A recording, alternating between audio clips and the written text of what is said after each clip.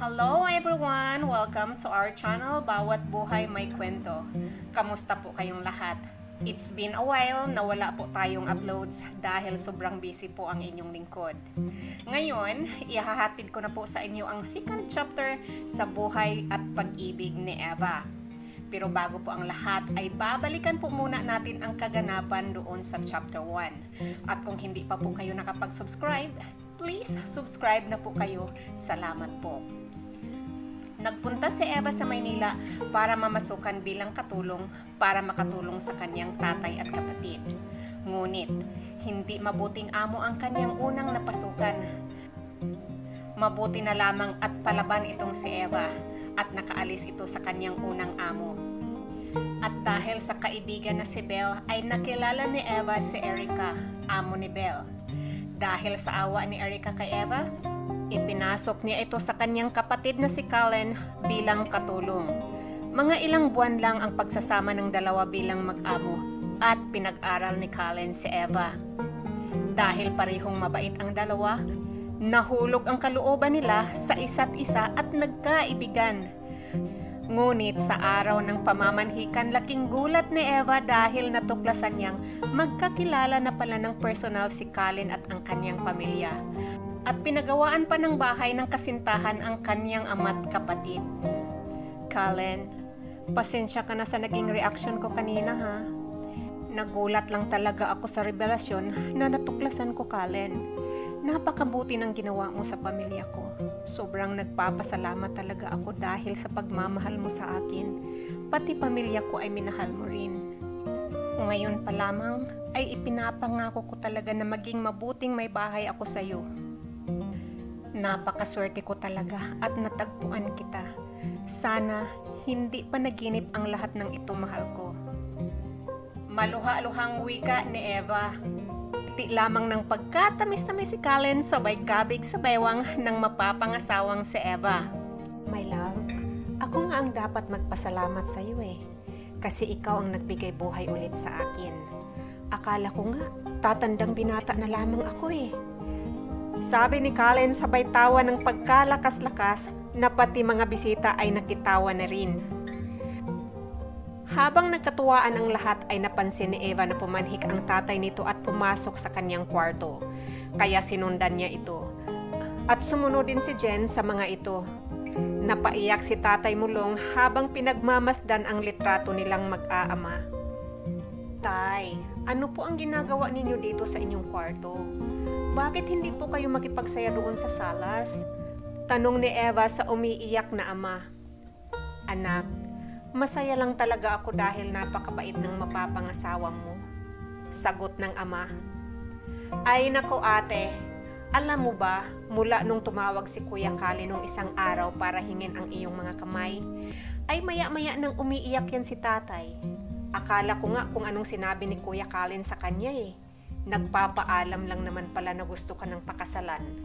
Natatawang panunokso ni Jen sa kanilang ama. Jen, ikaw talaga? Mamimiss ko lang itong ate mo.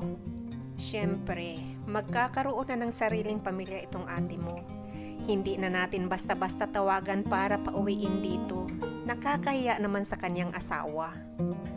Pagpapaliwanag ng kanilang ama.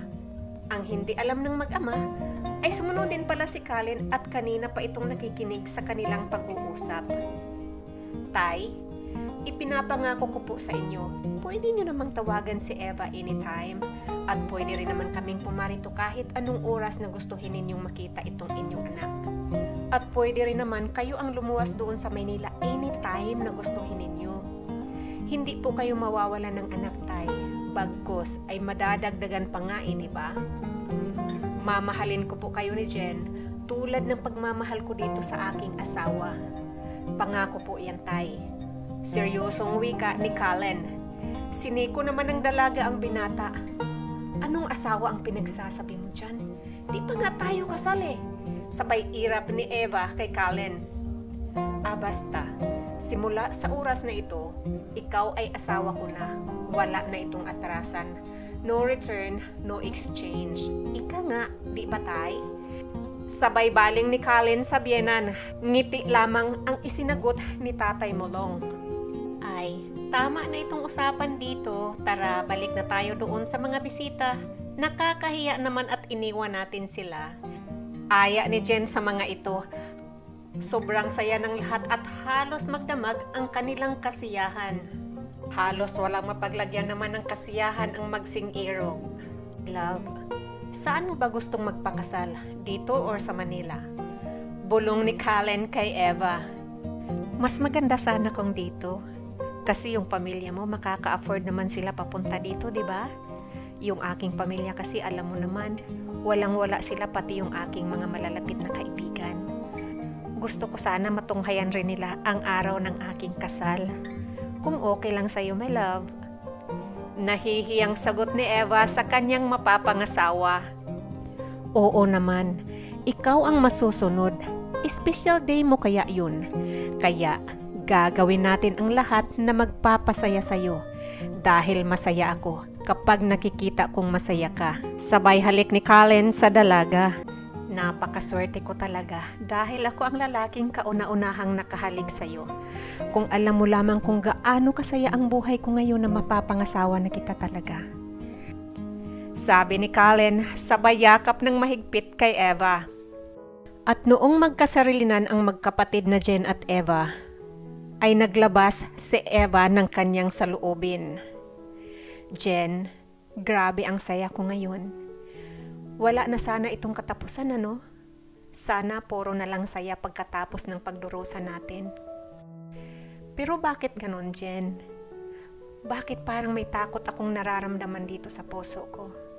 Hindi ko mawari kung ano itong nararamdaman ko. Nag-aalalang wika ni Eva sa kanyang kapatid. Ay naku ate, excited ka lang. Wala ka namang dapat ikatakot. Mahal na mahal ka ni Kuya Kallen at ng kapatid niya. Relax ka nga dyan ate. Ang isipin mo na lang na ikaw ang pinakamaswerte sa lahat ng nilalang dito sa mundo. Mantakin mo. Katulong na naging reyna. Natatawang pagpapakalma ni Jen sa natatakot na si Eva. Maya-maya lamang ay lumapit si Kallen. Pwede ba ako makisali sa inyong usapan magkakapatid? Mukhang seryoso ang pinag-uusapan ninyong dalawa. Biro ni Kallen sa dalawa. Kuya, itong si ate natatakot daw. Kinakabahan daw siya. Sige, iwan ko muna kayong dalawa dyan ha. Kuya, ikaw na ang bahalang magpakalma dyan kay ate. At tutulong ako kay Nabel sa paglilinis. Natatawang pagpapaalam ni Jen sa magkasintahan. My loves, there's nothing to worry. I am yours and yours alone. Sabay kiliti ni Kallen sa dalaga. Kallen, puro kabiro. Kailangan na natin matulog dahil maaga pa tayo bukas. Sinabi ko na sa rent-a-car na sunduin tayo mga 9 AM bukas. Wika ni Eva. Okay, pwede na ba tayong tabi matulog? Birong tanong ni Kallen na nagpapula ng mukha ni Eva. Hoy Kallen, umayos ka nga dyan. Mag-antay ka sa tamang panahon. Nakangiti ngunit may kasamang kurot na sagot ng dalaga. Kinabukasan, sa hindi alam na kadahilanan ay biglang bumuhos ang pagkalakas-lakas na ulan. Anak, baka naman pwedeng ipagpabukas nyo na ang pagbalik ninyo ng Maynila. Pagpipigil ni Tatay Mulong. Oo nga naman my love. Baka pwede nga bukas na tayo umuwi. Sabi naman ni Kallen. No, Kallen. May exam ako the next day. Kailangan nating umuwi ngayon. At tiningnan ko na rin naman ang weather. Dito lang banda ang may ulan, walang ulan sa airport. Pangangatwiran ni Eva. O siya, basta mag-ingat kayong dalawa ha. Sabi ni Tatay Mulong. Niyakap ni Eva ang ama. Tay, sobrang nagpapasalamat po talaga ako sa iyong pagmamahal sa amin ni Jen. Basta tandaan po ninyo tay ha. Kahit ano pong mangyari, mahal na mahal ko kayong dalawa ni Jen. Umiiyak na wika ni Eva sabay baling sa nakababatang kapatid. Jen, ikaw na ang bahala mag-alaga kay tatay ha. I love you. Sabay yakap nito sa batang kapatid. Ate naman, Maynila lang naman ang pupuntahan mo. Kung makapaghabilin ka wagas, oo naman, aalagaan ko yan si tatay tulad ng pag-aalaga niya sa atin. Nakangiting wika ni Jen. Si Erika nga pala, magpapaiwan daw muna dito, mamamasyal sila ni Belle. Balak yatang ikutin ng kapatid ko itong probinsya ninyo. Natatawang wika ni Colin. O sige tay, aalis na kami ha. Basta mag-ingat kayong dalawa ni Jen dito. Habili ni Colin. Sa daan, papuntang airport, habang bumibiyahe ang dalawa ay lalong lumakas ang ulan at biglang nag-collapse ang bangin na kanilang dinadaanan. At sa kasamaang palad, nahulog ang kanilang sinasakyan. Nagkamalay si Colin ay nasa hospital na ito. At si Eva kaagad ang kanyang hinanap. Ano ang nangyari? Nasaan ba ako? Sandali nga, bakit may mga aparato na nakakabit dito sa katawan ko? Asaan ang asawa ko? Sir, kumalma po kayo ha. Yung sinakyan niyo po ay nahulog sa bangin. Yung inyo pong asawa ay nasa kabilang kwarto po lamang. Pagpapaliwanag ng doktor. Paano ako kakalma? Gusto kong makita ang asawa ko ngayon din. Galit na wika ni Colin. Sorry sir, kailangan niyo po muna talagang magpagaling bago ninyo mapuntahan ang inyong asawa. Pagpapaliwanag ng doktor. No, dalhin niyo ako sa asawa ko ngayon din. Walang nagawa ang doktor kung hindi bigyan ng pagpatulog si Colin dahil nagwawala na ito. Kinabukasan pa bago nakarating si Tatay Mulong, Jen at Erika sa hospital dahil sa masamang panahon. Mga ilang araw din bago nakarecover si Colin, pero si Eva ay naging kumatos ito. Ang panahon at pagkakataon kung minsan ay mapaglaro talaga. Ano kaya ang magiging epekto ng trahedya na ito sa buhay at pagmamahala ni Colin at Eva? Ano kaya ang mangyayari kay Eva ngayong kumatos na ito? Magigising pa kaya ang dalaga? At kung sakaling magigising ito, babalik pa kaya ito sa normal? Hindi kaya magbabago ang pagtingin ni Colin kay Eva? Ano nga kaya ang susunod na mangyayari sa buhay ng dalawa? Mga kaibigan, sabay-sabay po nating abangan ang karugtong ng kwentong ito. At maraming salamat din po sa patuloy ninyo na suporta at pagsusubaybay sa channel na ito. Please, huwag niyo pong kalimutan mag-subscribe, like, and share. Tandaan po natin na bawat buhay may kwento. Hanggang sa muli, bye-bye!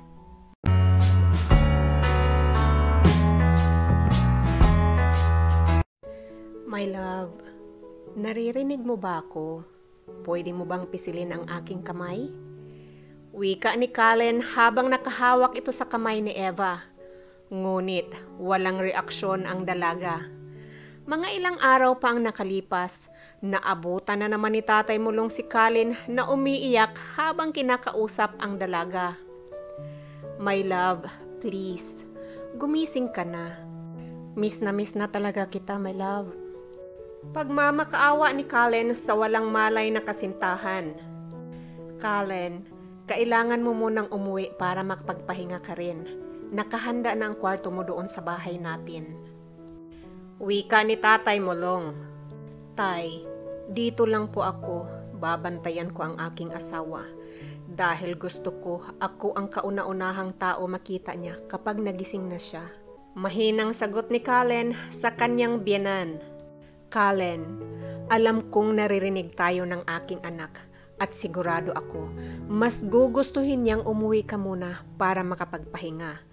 Dahil mas maalagaan mo siya kung mas maayos ang iyong kalagayan.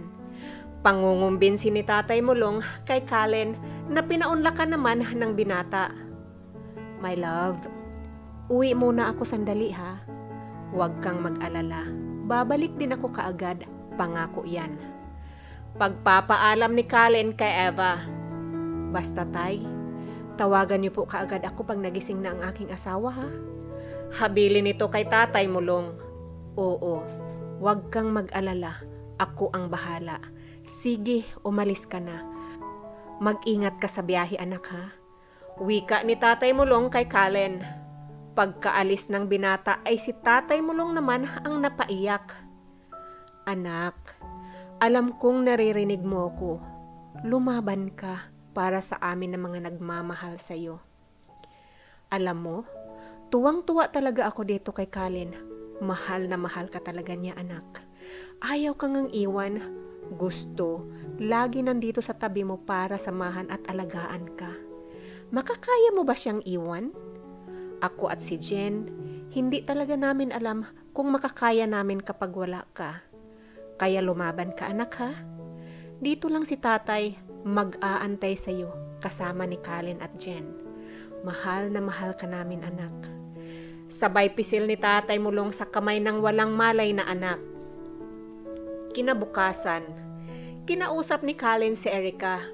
Ate, pwede bang ikaw muna ang bahala doon sa opisina? Mag-report ka na lang sa akin every now and then. Dito lang muna kasi ako aalagaan ko ang aking asawa. Oo naman, ikaw pa, malakas ka sa akin eh.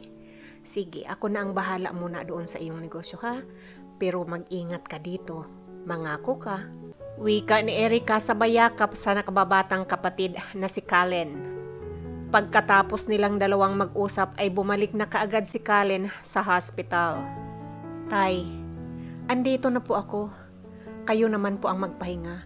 Pasensya na po kayo ha, hindi kaagad ako nakabalik. Nakatulog ako ng mahimbing. Tapos, kinausap ko rin si Erica tungkol doon sa negosyo sa Maynila. Pagpapaliwanag ni Kalin kay tatay mulong, mabuti naman anak at nakatulog ka ng maayos. O sige, ikaw na muna ang bahala dito. Aalis na ako ha. Habili naman ng matanda kay Kalin. My love, andito na ako ulit. Pasensya ka na ha, nakatulog ako ng mahimbing. Kamusta ka na? Mahal na mahal kita. Huwag kang mag-alala. Andito lang ako mag-aantay sa pagising mo. Ipinapangako ko rin sa iyo. Habang natutulog ka dyan, babantayan kita, pati na si tatay at Jen. Mag-aantay kami sa iyo ha. Laban lang dyan. At huwag kang mag-alala. Tulad nga ng sinabi ko noong namanhikan ako sa iyo. Mula sa oras na iyon ay mag-asawa na tayo. No return, no exchange. My love, pwede bang sa pagkakataon na ito ay ipangako mo ulit sa akin na walang iwanan ha? Promise? Pilit na pinapasaya ni Kalin ang kanyang boses habang kinakausap ang walang malay na kasintahan. Mga ilang buwan pa ang nakalipas ay dumalaw si Erica sa hospital at kinausap nito ang kanyang kapatid. Kalin, alam mo naman, simula pa lang noong unang sinabi mong mahal mo si Eva ay sinuportahan na kita, di ba? Pero, ilang buwan na ang nakalipas, wala naman nagbabago dyan.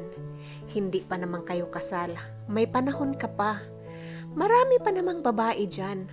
At ang negosyo mo nalulugi na rin. Kailangan mo rin asikasuhin yung kabuhayan mo. Paano na kung matuluyang malugi yun dahil sa kapabayaan mo? Paano kung hindi na magising yang si Eva? Sabi ni Erica, Ate, of all people, sa'yo ko talaga marinig yan? I don't care kung malugi ang negosyo na yan.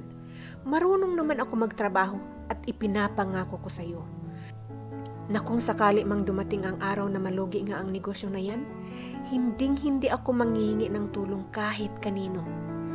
Masama ang loob na wika ni Kalin. Mahal kong kapatid, please, don't get me wrong. Mahal ko rin naman yang si Eva. At alam mo yan, di ba? Bakit hindi mo na lang kasi muna ipaubaya sa kay tatay at kay Jen ang pag-aalaga sa kanya para maasikaso mo naman ang negosyo mo doon sa Maynila? Basta ate, dito lang muna ako. Babantayan ko ang aking asawa dahil mas kailangan niya ako ngayon. Tulad nga ng sinabi ko kay tatay mulong, gusto ko, ako ang kauna-unahang tao na makita ng asawa ko pagising niya dahil higit na mas importante sa akin na maalagaan at mabantayan ko ang aking asawa. Alam kong magkakamalay at babalik siya sa normal. Kung kailan, hindi ko alam, basta mag-aantay ako ate. Napaiyak na wika ni Kalin. Okay, relax. Mahal ko naman din yan si Eva, alam mo naman yan, di ba? Sige, kung ito talaga ang gusto mo, Bantayan mo na lang siya dito at ako na lang muna ang bahala doon sa negosyo mo sa Maynila. Pagpapakumbaba ni Erica sa nagtatampong si Kallen. Pagkatapos ay si Eva naman ang hinarap ni Erica. Eva, pasensya ka na sa akin ha. Kung narinig mo man ako, I'm sorry. Mahal na mahal kita. Grabe no? Mahal na mahal ka talaga ng aking kapatid. Kaya niyang ipagpalit ang kanyang negosyo sa'yo. Ingat ka dito, lumaban ka ha. Kung narinig mo man kami, lumaban ka. Mahal na mahal ka ng kapatid ko. Napaiyak na wika ni Erica. Sige Kallen ha, alis na ako. Mag-ingat ka dito. I love you. Pagpapaalam ni Erica sa umiiyak na kapatid na si Kallen.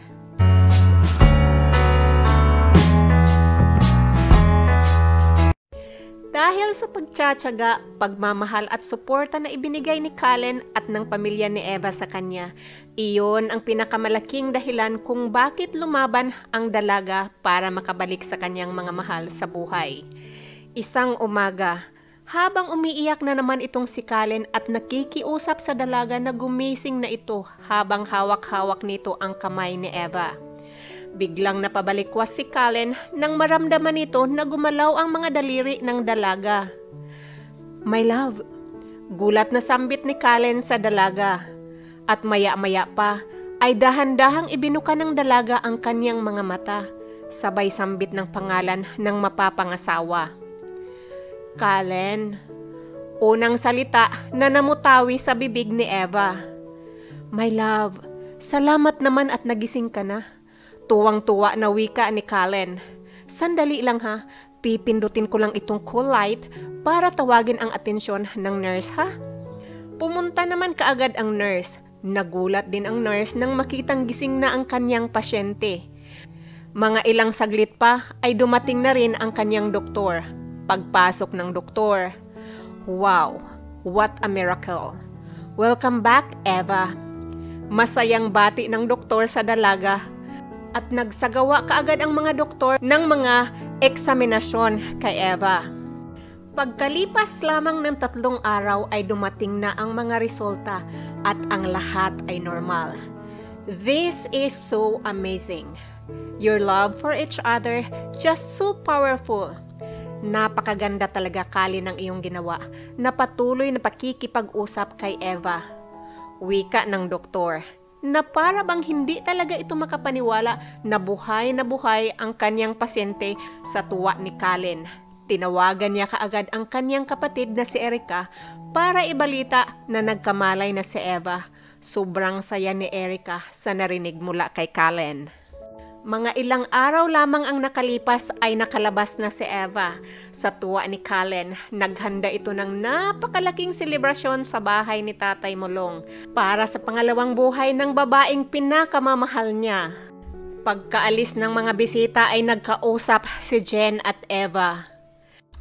Alam mo ate, nung nadisgrasya kayo ni Kuya, bumalik talaga sa aking alaala yung napag-usapan natin. Di ba sabi mo, ang saya-saya mo pero parang natatakot ka? At noong umalis na kayo, grabe ka kasi kung makapagpaalam. Naalala ko talaga nakakapangilabot. Ang akala ko talaga ate, huling paalam mo na yun sa amin. Kaya, pag bumalik kayo ng Maynila, huwag ka nang magpaalam ha. Umalis na lang kayo ni Kuya, wala nang paalam-paalam. Takot na ako ngayon ate. Mahal na mahal kita, ayokong mawala ka sa amin ni tatay. Wika ni Jen. Huwag kang mag-alala mahal kong kapatid. Hinding-hindi ako mawawala sa inyo. Di ba? Bumalik nga ako eh. Mahal na mahal ko kayo ni tatay. Wika ni Eva. Pagkalipas ng mga ilang buwan na pamamalagi ni Eva at Kallen sa probinsya, ay biglang nagdesisyon ang dalawa na bumalik na sa Maynila. Pagdating naman ng Maynila ay hindi nagpaawat si Eva. Puspusang nag-review ito para sa kanyang final exam. Binigyan kasi si Eva ng special exam ng kanyang university para makapagtapos ito sa kanyang kurso bilang social psychology. At pinalad naman nakapasa ang dalaga. Tuwang-tuwa si Kallen sa tagumpay na nakamit ni Eva. I am so proud of you. I love you so much. Wika naman ni Colin na halata namang proud talaga sa accomplishment ng kanyang mapapangasawa na si Eva. My love, total naman ay tapos ka na sa iyong pag-aaral. Gusto ko, magpakasal na kaagad tayo. Pwede ba? Tanong ni Colin kay Eva. Ikaw ang masusunod, mahal na hari. Pagbibiro ni Eva sa kanyang mapapangasawa. 1 buwan lang ang paghahanda ng dalawa at naisagawa na nila ang napakagarang kasalan sa ginanap sa probinsya ni Eva. Sobrang saya ng lahat. Maya-maya pa lamang ay tumayo na si Colin at tinawag niya ang pansin ng mga taong naroon sa kanilang kasalan. Mga kaibigan, mga kapamilya, meron lamang po akong gustong sabihin bago tayo maghiwa-hiwalay. Nagpapasalamat po ako sa inyo dahil sa inyong pakikiisa dito sa espesyal na araw ng aking pinakamamahal na asawa. Nagpapasalamat din ako kay Tatay Mulong dahil pinalaki niya ng maayos itong aking pinakamamahal na asawa. Pinasasalamatan ko rin si Belle dahil dinala niya si Eva sa bahay ng aking kapatid na si Erica. At malaki rin ang aking pasasalamat sa iyo, Ate Erica, dahil ibinigay mo sa akin itong napakabait kong asawa. At higit sa lahat, nagpapasalamat ako sa Panginoon dahil ibinalik niya ang buhay ni Eva. Napakaraming maganda at hindi magandang nangyari sa buhay ko. Pero ang pinakamagandang nangyari talaga sa buhay ko ay ang pagdating nitong aking asawa na bumuhay ulit sa naghihingalo kong puso. Ang akala ko nga talaga ay tatandang binata na lamang ako. Natatawang wika ni Colin at nagkatawanan na rin ang kanilang mga bisita. Ngunit si Eva ay napaiyak ito sa tinura ng kanyang asawa. Pagkatapos ng kanilang kasal, ay tuwang-tuwa na niyakap ni Colin ang kanyang asawa na si Eva. Sa wakas, makakatabi na rin kitang matulog sa kama, sabi ni Colin. Napayuko naman si Eva na tila nahihiya pa ito. Huwag kang mag-alala, my love. Hindi naman kita pwepwersahin. Sapat na sa akin na makatabi ka sa aking pagtulog. Parang malungkot naturan ni Colin. Natawa naman si Eva sabay kurot sa asawa. My love, hindi ako magtatrabaho sa labas ha. Tutulungan kitang makaahon ng iyong kumpanya. Sabi ni Eva. Sigurado ka ba dyan, my love? Gulat na tanong ni Colin sa kanyang asawa. Oo, my love. Gusto kong makita ni ate na hindi ka nagkamali nung inantay mo ako. My love, kahit kasi nakakoma ako, naririnig ko lahat kung ano yung mga nangyayari sa aking paligid. Hindi nga lamang ako makagalaw, pero narinig ko yung usapan ninyo ni Ate Erica. Alam ko naman na mahal ako ni Ate Erica, pero sa pagkakataon na yun, nawalan lang talaga siya ng pag-asa na babalik pa ako. Kaya naiintindihan ko naman siya. Mahal ko rin naman si Ate Erica. Nakayukong wika ni Eva. Nagulat naman si Colin sa tinuran ng asawa. Oh my God. I'm sorry, my love, kung narinig mo yung pag-uusap namin. Lalong-lalo na yung pag-uusap namin ni Ate Erica. Pagpasensyahan mo na si ate ha. Mahal na mahal ka naman noon, di ba? Alam mo naman yun, di ba? Anyway, kung gusto mo talagang magtrabaho sa ating kumpanya, mas mabuti yun kasi lagi na tayong magkakasama, araw-araw pa. Wika ni Colin. Ilang buwan pa ang lumipas ay lumago na ulit ang negosyo ni Colin sa tulong ni Eva. Masaya si Colin, ngunit may kasamang lungkot ito. My love, napalago na natin ang ating kumpanya. Sana mapalago rin natin ang ating pamilya, ano? Kaso, hindi ko talaga alam kung ano ang problema bakit hindi ako magkakaanak. Malungkot na wika ni Colin. Tumawa naman ng malakas si Eva. Hindi ka naman talaga magkakaanak, my love. Lalaki ka eh. Parang napahiya si Colin sa tinura ng asawa. My love naman, insulto ba talaga ang isasagot mo sa akin? Pagtatampong wika ni Colin. Alam mo, my love, next week ko pa sana sabihin ito sa'yo para sana sa magiging birthday gift mo. Pero ayoko naman makitang malungkot ka ng ganyan. Kaya sasabihin ko na lang sa'yo na magiging daddy ka na. Diretso at walang kurap na sabi ni Eva. Napatanga naman sandali si Kallen. Maya-maya pa. Tama ba ang narinig ko, my love? Hindi makapaniwalang tanong ni Kallen sa kanyang asawa. Oo, tama ang inyong narinig. Mag 3 months na itong sikreto namin ni baby sa'yo. Napahagulho si Kallen at napatawa ito ng pagkalakas-lakas. Sabay hablot sa asawa at paikot-ikot niyang isinayaw ito. My love, ayaw ni baby na mahihilo ang mami niya. Biro ni Eva sa kanyang asawa. Simula sa araw na ito, ako na ang gagawa ng lahat ng gawain dito sa bahay. Magiging reyna ka dito at sisilbihan ka lamang ng iyong mahal na hari. Okay ba yan, kamahalan? Tuwang-tuwa na wika ni Kallen. Kinabukasan ay sobrang agang gumising si Kallen para ipaghanda ng almusal si Eva. Pati pang paligo nito ay nakahanda na rin. Simula noong nalaman ni Kallen na nagdadalang tao ang kanyang asawa ay wala na itong ginawa kundi ang alalayan si Eva. My love, okay lang naman kami ni baby. Kailangan tayo sa opisina. Hindi natin pwedeng pabayaan yun. Mahirap na. Kailangan ni baby ng magandang future. Nakangising wika ni Eva. Noong magpa-ultrasound ang dalawa, laking tuwa ni Kallen dahil lalaki ang kanilang magiging unang anak. My love, pwede bang mag-suggest ng name ni baby? Tanong ni Kallen. Oo naman, my love. Hindi naman talaga ako naghanda ng pangalan dahil gusto ko ikaw talaga ang magbigay ng pangalan sa ating anak. Sagot ni Eva. My love, gusto ko sana Emmanuel. Alam mo, my love, noong wala kang malay, naniniwala talaga ako na kasama ko ang Diyos. Emmanuel means God is with us. Alam mo, kahit babae sana ang magiging anak natin, ipapangalan ko talaga sa kanya ay Emmanuel. Napaiyak na wika ni Kallen. Oo naman, my love. Wow, napakaganda naman ng pangalan iyan, my love. Gusto ko rin yan. Sagot ni Eva. Pagkalipas ng 6 na buwan ay isinilang ang napakagwapo at napakalusog na si Emmanuel. Walang mapaglagyan ang kasiyahan ni Kallen at naghanda ulit ito ng napakalaking selebrasyon kasama ang kanilang mga pamilya at malalapit na kaibigan para sa pagdating ng kanyang uniko iho. Si Tatay Mulong ay tuwang-tuwa sa kanyang napakagwapong apo. At si Kallen? Guys, tawag pansin ni Kallen sa mga bisita. Ako na yata ang pinakamasayang lalaki sa mundong ito. Sobra-sobra ang aking pagpapasalamat sa aking asawa dahil binigyan ako ng napakagwapo at napakalusog na anak na lalaki. Wika ni Kallen. Si Eva naman ay tuwang-tuwa sa grasya na dumating sa kanyang buhay. Mga kaibigan, dito po nagtatapos ang ating kwento.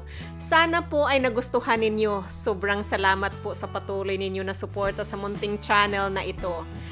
Please, huwag niyo pong kalimutan mag-subscribe, like, and share. At pakikalimbang na rin po ang kampana para maging updated po kayo sa aking mga new uploads. Tandaan po natin na bawat buhay may kwento. Hanggang sa muli, bye-bye!